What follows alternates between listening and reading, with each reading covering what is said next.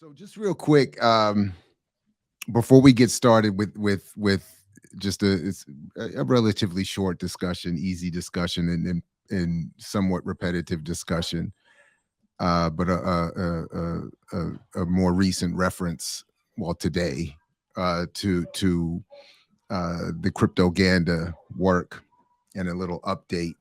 But something that, again, shout out to Ashanti Alston for sending me this book. I don't think it. I wasn't able to find it, which is why he sent me his on a loan. And I want to wait to finish the entire book. You can see that's where I'm at. I'm about halfway through, and I do want to finish reading every word before bringing it more fully here. But just as a little preview, because this is some fascinating, and well written history, speculation, investigation, and a question as much as George Jackson is, if we had to pick one, more than any person I've ever read, George speaks to me more than anyone. More than any example of, and shout out to the dogs, Roberto, everybody in the neighborhood is amped up right now because they hear me talking about George. But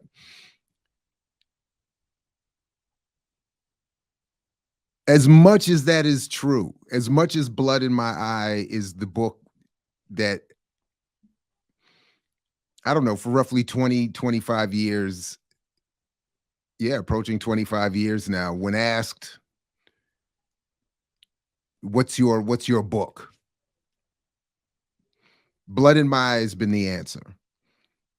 Soledad Brother, all of these, very important.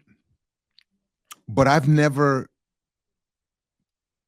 fully asked and investigated this question. So reading this, some of it is my bad memory, et cetera, and so forth, insufficient study for sure. But so much is either vaguely reminiscent or brand new, shocking, and ultimately it's looking like I'm going to conclude that I'm even more confirmed in my preference for George in this one. And I get it, it's just one very difficult to get, apparently, but and I'll just say, in trying to organize some of my notes, because I can't write in the book because it's not mine, I got to return it. But just some thoughts here as an overview. The power of narrative. What narrative are we running with in terms of how and who and what story is behind George's assassination? I have definitely underestimated and understudied all these years simply the vast array and form of intelligence agencies and agents. So, on the one hand, the attempts at a revolution in this society have been splendid and magnificent and similarly understudied and somewhat discussed in this book. But the attempts to suppress and repress and prevent them are equally extensive. Something I definitely didn't pay enough attention to is the amount of attempts, not just attempts at escape, but the amount of plots and planning of escape engaged by George and others. I never looked into and considered so much of what this book is talking about in terms of George Jackson's network of supporters and the people's army that he was looking to develop. I didn't. I'm again focused on just the publications so much is just not enough.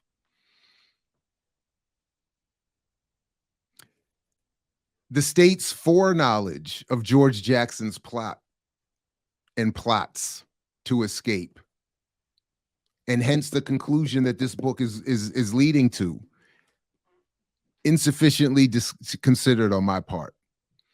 And something also that is interesting in reading this, given some of the critique we've had here and I've had here, and something I should be more respectful of, I think, is what I'm headed, is that in the example of Angela Davis, I don't think enough, I haven't done enough to consider the post-traumatic stress that she and others suffered.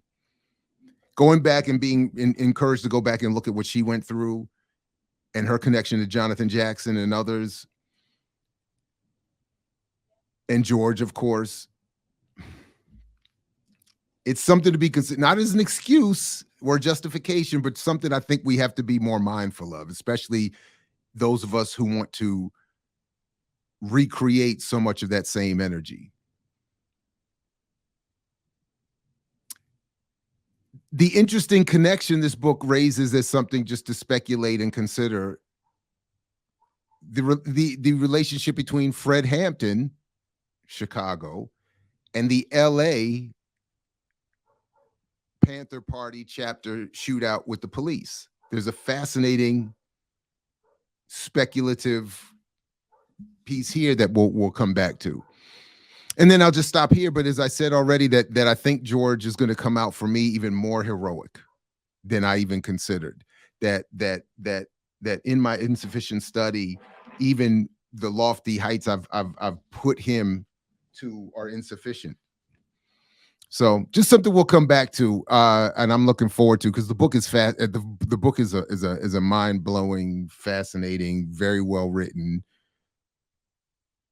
and it makes me even more angry at at the success of the current media industry and system in not giving us the stories we should be getting or could be getting. That would be incredibly exciting. But anyway, all right. Just a quick, let's get into the issue of the day. Come right back and get into that. Yeah.